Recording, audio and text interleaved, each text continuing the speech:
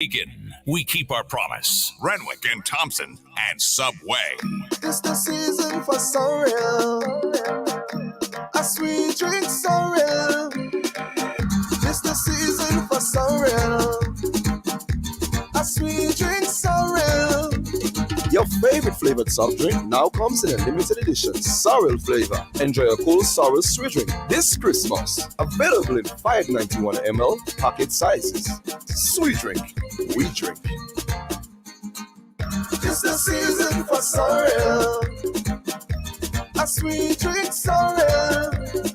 Proudly produced in Grenada by the Grenada Bottling Company Limited. Are you looking for convenient shopping? A place where you can shop with no worries or hassle? What about variety, quality, affordability? For a comfortable service with warmth and joy, shop at S. Kumar, located on Melville Street, St. George's in Grand Anse, at the Lance-Apines Roundabout. S. Kumar is open 8:30 a.m. to 7 p.m. Monday to Thursday, 8:30 a.m. to 8 p.m. Friday, and 8:30 a.m. to 7:30 p.m. Saturday. Contact S. Kumar on 440-7447 or 435-7447. Visit skumargrenada.com. Facebook and Instagram, simply search for skumar.grenada for an A-class quality, unmatched bargains, topped with friendly and reliable staff. Come to S. Kumar Variety Store. We plan for every major life event, from birthday parties to baptisms, and celebrating a life well lived deserves the same thoughtful planning. Beacon's Rest Easy plan is designed to give your loved ones the comfort of knowing that they can do just that. With no underwriting and cover for up to 6 family members that includes certain injuries, this plan can be yours for as little as 75 cents per day. Call us at Beacon or log on to beacon.co.tt for more info today. 2 times 2 is 4. 2 times 3 is 6. Education multiplies their chances and places the world of opportunity in their hands. No matter where they are in the world, make sure they're prepared for their journey back to school with Western Union. School fees, books, room and board, whatever the reason. Knowledge, independence, opportunity. Western Union, moving money for better.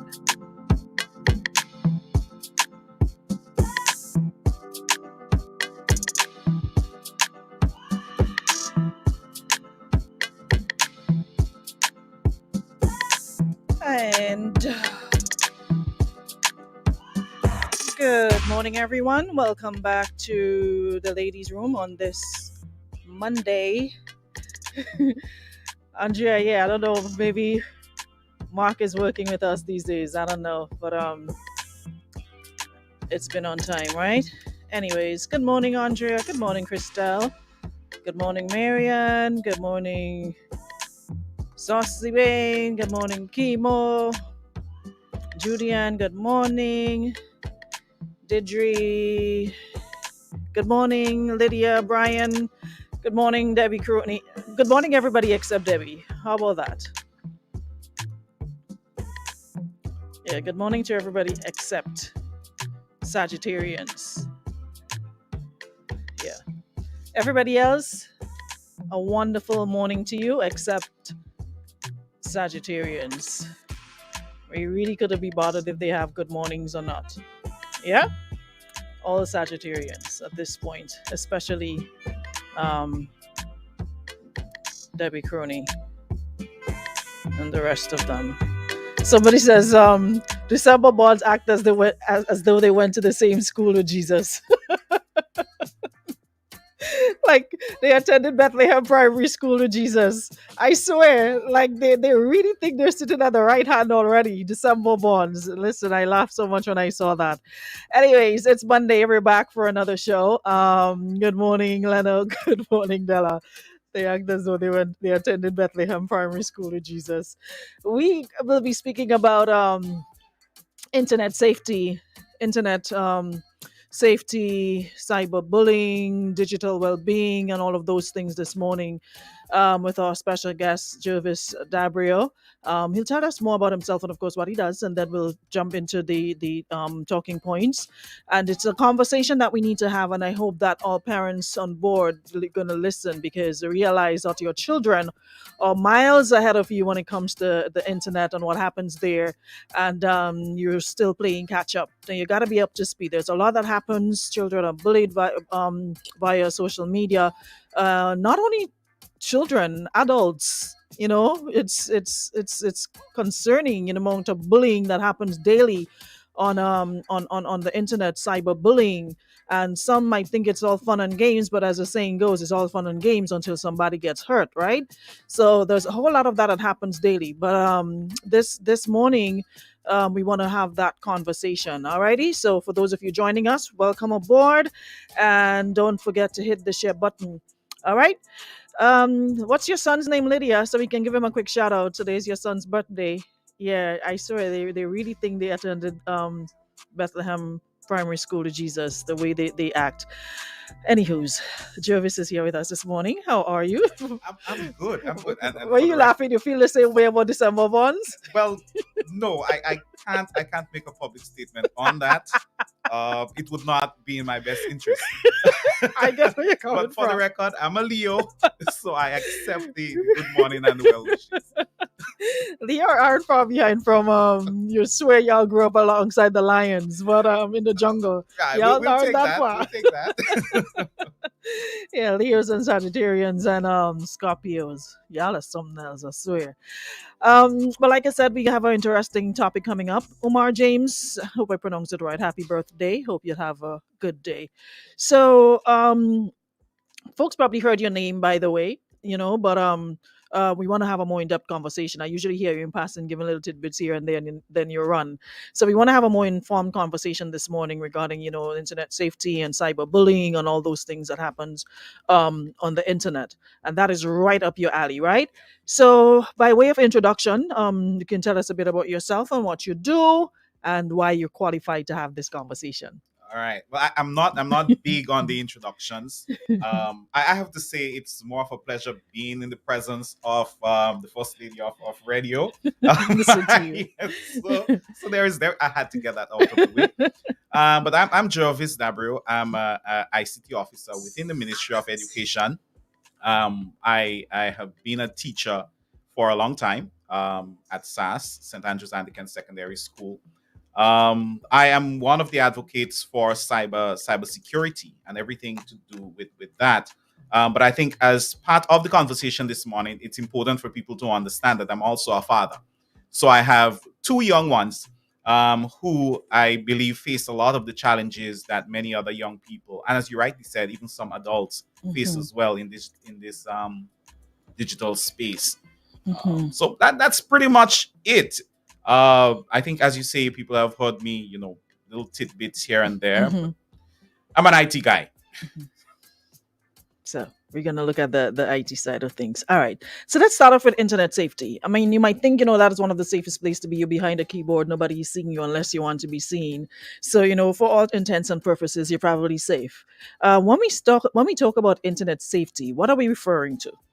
All right, we're well. One, let me say this: that just because you're behind the keyboard, you're not safe. All right. As a matter of fact, many people use that as a way of getting away with digital boldness. You think about it; it's going to take a lot for somebody to walk up to the first lady of radio and say something to her. It's like, all right, how do I approach her? Is she going to just stun me down? What have you? But with the keyboard, you do not have to face the person. You don't have to look them in the eyes. So you have that level of comfort. And I think some people, use it for good, but we're seeing instances where people are using that for bad. So when it comes to the concept of internet safety, come a little bit closer to it is really about you using the technology in a way that is beneficial to you. Within the ambits of the law, navigating safely, not doing things that would hurt you or others. So you think about, just general safety. It's the same thing. It's just in a virtual space. Don't run with Caesars. Safety on the internet. There are other concepts, but it falls along the same line. just safe practices and behaviors Mhm. that would keep everybody in a good place. Maybe you can highlight a little bit more on the safe practices. Well, one of the things we've been seeing for quite a while, and it's again not just a young people problem. Oversharing. Hmm. Oversharing is not a safe practice. When you say oversharing, what you mean? You put I'm going into the bathroom. Oh, yeah. I just came out of the bathroom. I am going to sit here now, and I'm leaving the house. And hey, there are thieves online as well. So if you keep announcing everything, then Every step. precisely. I'm And going you to know, the eat. one of the things I'm really concerned about, especially with all the devices that are in children's hands, like right now, Mhm. Christmas is coming.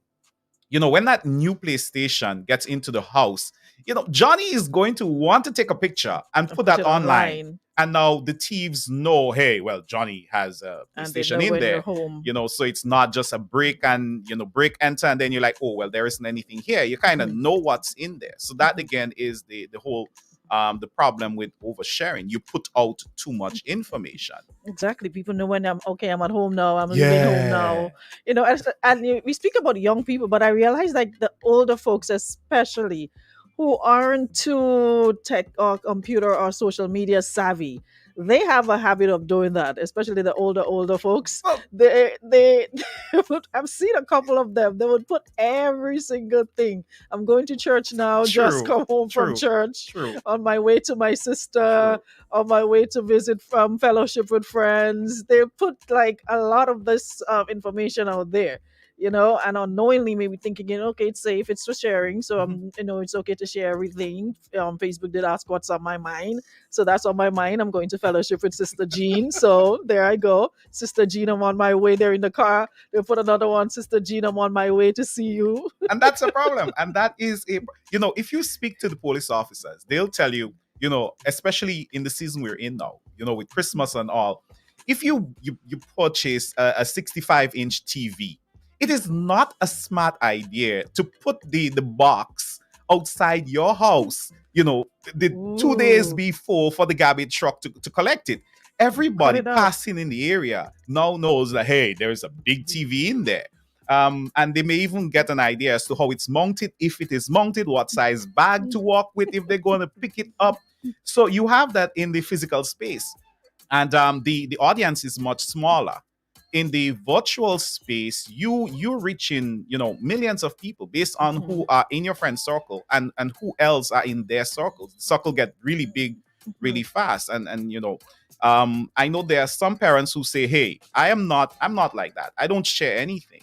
But you have that child in the house that is crazy about taking pictures and posting them. Mhm. And you know, you the house end up with a target on it, not because the parents messed up and was just a little too given with information pertaining to what happens in there, but because the child was just a little bit on the careless side. And you may not even have your access to your child's social media handles, so you don't Well, even know what they're posting. and that's another thing, right? When it comes to internet safety, parents need to know where their children are. I think there is a fine line between, you know, protecting the children and respecting their right to privacy. So again, if you look at it in the physical space, right? When the child goes into the bathroom, you don't walk in there and you know, especially based on the age, and so the child should have some time to that private space. But ultimately, you should have an idea as to what is going on in general. Half an hour in there, I mean, you should be concerned, maybe a knock, what have you. In the digital space, because you have so many people involved all over the place, it makes sense to at least know that my child is on Instagram, my child is on TikTok, my child is on Facebook, what have you. There's a number of apps of the But Twitter, yes, number of social media apps. yes. And you mentioned cyberbullying, but if you go back to again the physical space, you're in grade 2, and your big brother is in grade 6. Who messing with you? You understand? True. They know that if they interfere with you in grade 2, hey, big brother in grade 6 is going to step in. And I think in some instances, you know, if people are aware that the child is in that space, but the parent is there as well, they tend to be a little bit more hesitant in terms of what they post and how they would come at the child. But again, that is not something that should be applied across the board. And in all instances, you need to be there, because I'm going to stress again, you have to respect their privacy. Somebody constantly over the shoulder of a child is not allowing the child the opportunity to really develop their own personality and so forth. And be That's responsible and all of that. precisely Okay, you have this precisely. device, but I'm going to trust you to be responsible with it, but I'll be monitoring you from Yeah. time to time. Doesn't mean every second, every minute I'll be over your shoulder, Mhm. but just be aware that I'll be monitoring. So, be careful with what you put out there and stuff like that. But what you have is that a lot of parents just hand their child a device and they themselves don't even know how to use the device, and the child, like I said, is miles and leaps and bounds ahead of them, and sometimes they're hearing about stuff and they don't even know how to deal with it because they're just not in the know. Yeah. I call it self-regulation. And I think, because there is no putting the genie back in the box, what we're seeing now is maybe just a shadow of what is to come. All right. The technology is not going away. There is going to be more instances of online learning and commerce and all these things. Work from home is not going to be a localized thing. Work from home would be, that young person, being in Grenada, living in Grenada, and they're actually working for a company in Germany. Their paycheck is coming from a German company. So we need to get the young people, and even us as adults, to self-regulate. We should get to a point where, hey, this is study time. Put this away. It's not time to be gaming. Study the work. You have an exam coming up, and I think some students, they have exams this week. It's the term is wrapping up and so forth. So you need to get them to a place like that. Now, in terms of the parents, I always tell parents, listen, you do not need to be a techie to actually help. You do not need to be a physicist to help the child with the physics homework. In some cases, all that is needed is you just sitting there, supporting the child, moral support, or maybe getting assistance for the child elsewhere. And with the whole technology landscape, it's the same thing. You don't need to be a techie. Listen, I have two girls, right? And sometimes I have to remind them, hey, people come to your father for advice, but they still push the envelope. And there are little things they're able to do. And I'm like, well, listen, I've been in this thing long. I don't tell them that. And I hope they're not listening right now. But I'm like, wow. So you're going to keep having that where the children, because they're digital natives, it is part of who they are, they're going to grasp things faster. But as parents, we should not just throw our hands up and say, well, it's not my thing, and you leave them to And their that's own what you find a vices. lot of the time. I can And we keep have up with problems. that. That's too much We for have me. I have too much problems. to worry about. Mhm. And, I don't understand this and I can't be bothered. And that's what you have a lot of the time. Andrea is saying, well, that comes with a certain type of discipline. And that's where parents have to come in to help with creating some sort of structure and discipline. Yeah, well, I don't think it is just parents. I think we've come a long way from the time when the village raised the child. If you passed Miss Jane and you did not say good morning, and you get licks, and you had to go back have and to go back, and you might get address another that. dose for We've what I'm not and saying. and forget the licks thing. We've gotten past that. But I think it is going to take more than just the parents. The education system need to come in there. There are other NGOs and so that need to push this to really get everybody to understand the importance of responsible use, not no use, responsible use. And like you rightly said, we're not going backward, we're going forward. And, Precisely. COVID has, sort of catapulted us into the whole Mhm. using technology and all of that. We were getting there, baby steps, but, COVID just lifted us Yep. up and threw us in, and learned to swim. And that's what that's what it's been for a lot of people. They've had to learn to navigate and sort themselves out because, like you said, Yeah. more online work. Going into the office physically wasn't required on the lockdown, so you had to learn a lot and do a lot from home. So it really thrust us into the middle of technology, and there's no going back because every week you're hearing of a different variant. So that means we're not going back to no normal. Let's see the way we knew it Yeah. before. So technology now is something that we will have to embrace. that we will use more of. Yeah. And now no longer people are required to stand in long lines to pay bills or go to the bank. They're advising that you download these apps on your Yeah. phone and use it to do your transactions, and you don't have to come to the bank because you're going in there, and gone are the days of 6, 7, 8 tellers. You're going in there on a good Just day, you you alone. feel lucky, you find one, and Yeah. you're there for hours, trying to get your business done. So it's pushing us into the area of technology, but we have to still be careful, and of course safety is important. So all of that falls under our digital well-being. Yeah. What more can you share on that? Well, the let me also say it right. As adults, sometimes we think, if I ask for help, I am a less of a person because it shows that I am not complete. I do not have all the answers. Well, to those parents, no one has all the answers. There is nothing wrong in asking for assistance. As a matter of fact, navigating this digital landscape right now can be a parent child learning experience. The children, and I think some of them are going to be excited to actually Teach get parents something. yes. So this is something that I think can bring the different generations together within the household. Now, in terms of the digital well-being, and again, we're looking at you using the technology in a way that does not hurt you physically and psychologically. All right. So digital well-being, you're looking at, safeguarding yourself from eye strain. That screen is too bright. It's too close to your face. We need to get the boys and girls, and parents have a role to play in that, to ensure that the screen is not too close. A child, maybe 7, 8, that screen should be about 2 feet from their face, Almost or at as their eye far level. as possible, once they can still consume the content. Mhm. All right. So if it's a case where that child has a eyesight problem, then they may need to bring it closer, but you also still need to pay attention to how bright it is and so forth. Ensuring that the technology doesn't rob them of sleep. When it's bedtime, it is bedtime. The And blue that light you're is, in bed, you and understand. they're online. So that again, I noticed that we've gotten to the age now. Everybody has earbuds, and I've spoken out against that.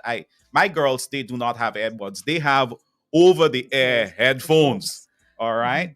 Mhm. Again, because once it's in there, it's a little hard to monitor, the volume and so digital well-being. We need to ensure that they're not listening with volume so high You see, that the they're thing creating is, a problem. and again, it depends on the phone, because with iPhones, when you put you get a notification. As a matter of fact, it automatically turns it down for you when Right. you've exceeded a certain amount. They'll tell you you've exceeded the volume amount for today or for the week, and they'll give you a breakdown as to your volume, and they're adjusted. Sometimes I'm there, I'm trying to True. listen something louder, and True. then I'm just hearing it going. I'm like, oh, that's what I want to hear. True, And, but the research is also saying that even at some of the lower volume, prolonged use Yeah. is still going to be a problem. Mhm. And then when we look at a lot of the things, I tend to not focus on the high end. You know, iPhones. I'm not an iPhone person. I do not have iPhone money. Um, so most of the people out there, the technology that they're using, it's not up to scratch Good. with what Yeah. iPhones are able to deliver. Mhm. And that's why monitoring is so important. Even the psychological well-being of the child. You mentioned cyberbullying, and Mhm. over the last few days, we've seen some people saying really nasty things on Instagram about children. And so we need to ensure that they do not enter states of depression, self-harm, because cyberbullying is a serious thing. It is. The Mhm. you think about bullying in the normal physical sense, right? To bully somebody, you had to either have a better mind than them, Mhm. or you had to have some physical advantage. Mhm. With cyberbullying, the power balance is neutralized, Mhm. right? You could be the smallest person on the planet and you have a digital device, you Could could be the tear them loudest person, apart. and people gravitate towards negativity a whole lot Precisely. more. So they get reach. Mhm. They get to put that negative vibes in front a whole lot more people. And not all children are able to just dust it off their shoulder. Mhm. There are some who would read what is posted and it's going to affect them. They already have fragile self-image. Mhm. This is where the entire community now need to ensure that we do not victimize the victims, oh God, you shouldn't be on Instagram. Look at what's happening. No, But the thing no one is, has a right to bully you in any but the way. thing is, how do you, as a parent, tell your child that when you're guilty of it yourself online, when you are one of the, you're a part of, groups or whatever, whether it's WhatsApp groups or whatever groups, and you're probably somebody's live and they're going and you're on there cheering them on, and you're adding to the bullying of somebody.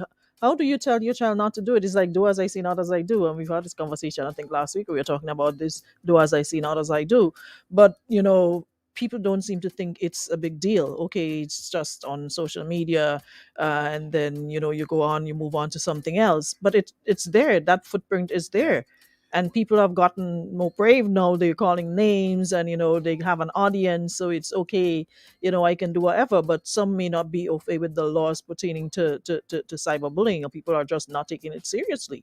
Yeah. Well, let me say, I was smiling when you were speaking because I'm like, you know what, I've listened to this program. I know some of the questions and the interactions are not that easy. She's going to give me a hard question, and that's a hard question, because you're looking at an instance where you've lost your moral authority Mhm. to speak on the issue. All right.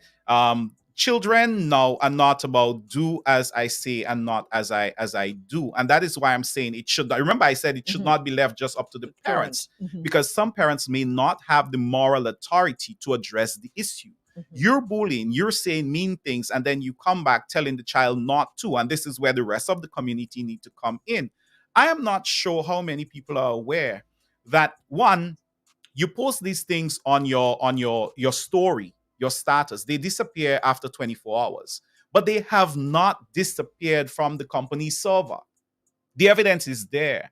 Whatever accounts you use to create that fake profile, that email address and the other details that went into that, your IP address and all these things can be tracked. The problem right now is our laws and the relationship between some of these big companies and smaller, countries like Mhm. ours is not where it should be as yet. But sooner or later, that is going to go away. Mhm. And some people will find themselves in serious, serious problems.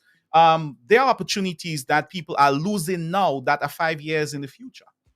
What I'm getting at is this: you post something now, and 5 years from now, somebody dig it up. All right, let me give you a classic example here.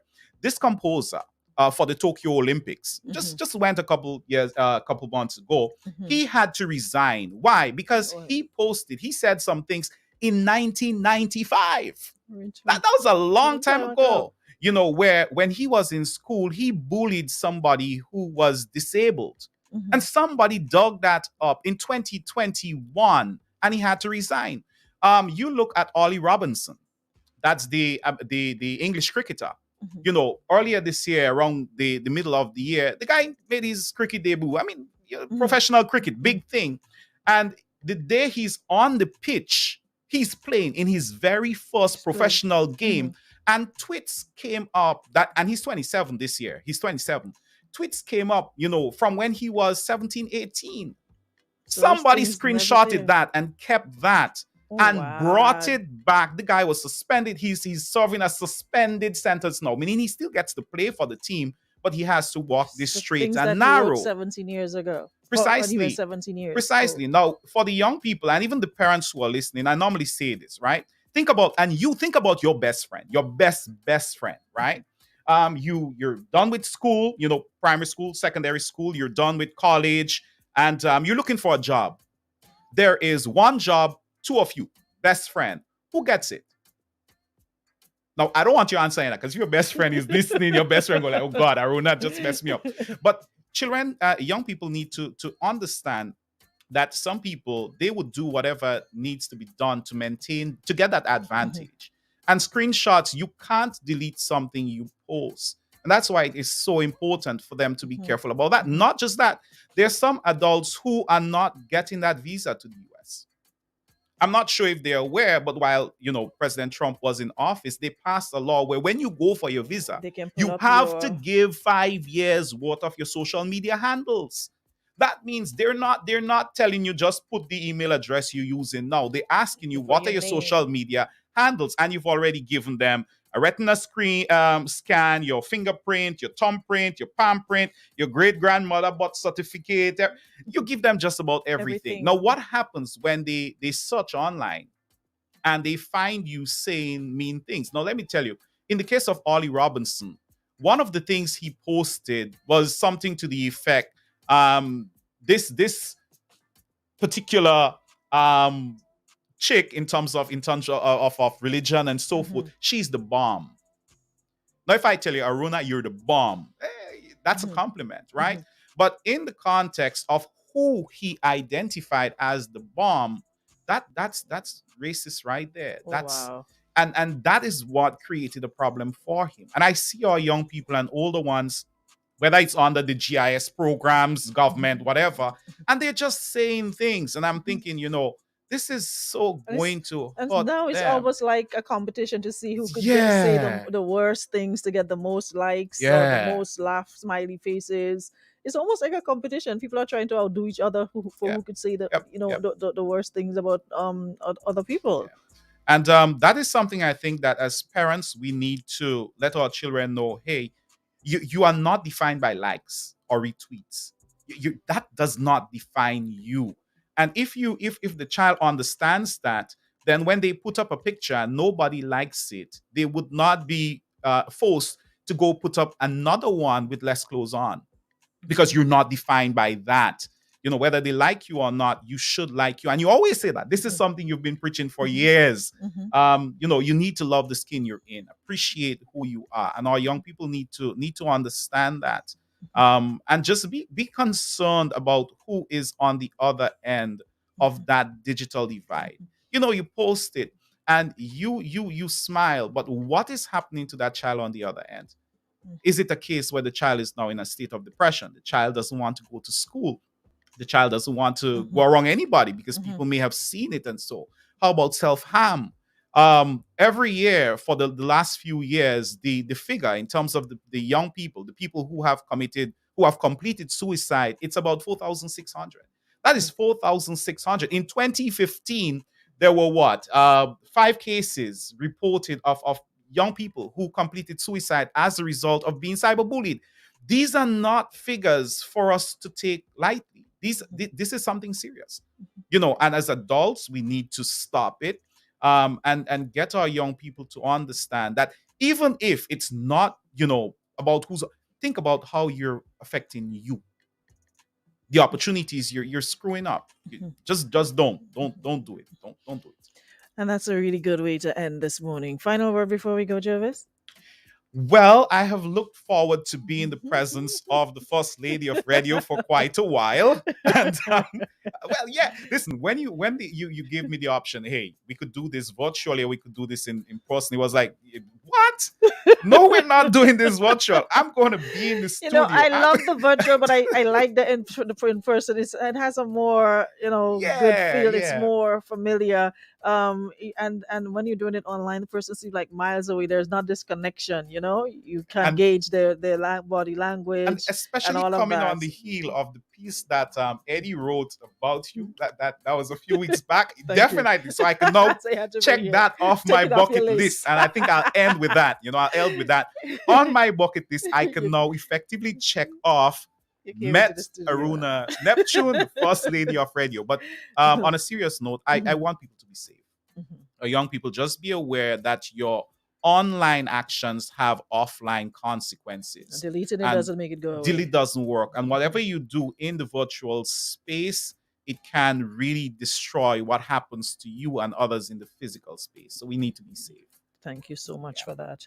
Jervis, it was an absolute pleasure having this conversation with you. And I trust we can have further conversations because, this isn't something you talk about on a one-time basis because, we're using the internet every day. Our children are using the internet every day. So we have to keep them reminded, because one off you might forget. Constantly hearing it, you're going to stick. It has to stick at some point. So thanks so much. And of course, continue to do the good work that you do, keeping us safe and keep me posted. Anything else you'd like to disseminate. Appreciate it. All right. Thank you for having me. You are so welcome. And thank you so much to everyone online for joining the conversation. And I hope those of you who are listening on radio, of course, you will pass along the information to your children and be more in the know where that is concerned. Thank you so much to friends at Escomar Variety Store. Thank you so much, Western Union, Beacon Insurance, and Sweet Drink Sorrel. Thank you so much. Brian, thank you. Yeah, no, when we into, confusion and the bacchanal, it's usually, really, we have more. But when we have conversations like these, people remain sort of quiet, And I often wonder why. I'm like, why do we gravitate so much to the negative vibes? And when it's positive, we just like, can be bothered. And I just don't understand us humans sometimes. I've been trying to figure it out, but I never do. I guess, we feed into the negative more than we do into the positives, we love that more. Anyways, as I say, who here tell the others? All right. So I'll catch you again tomorrow, God's will. And we'll be back for another show, same time, same place. Until then, stay right here, Power 95.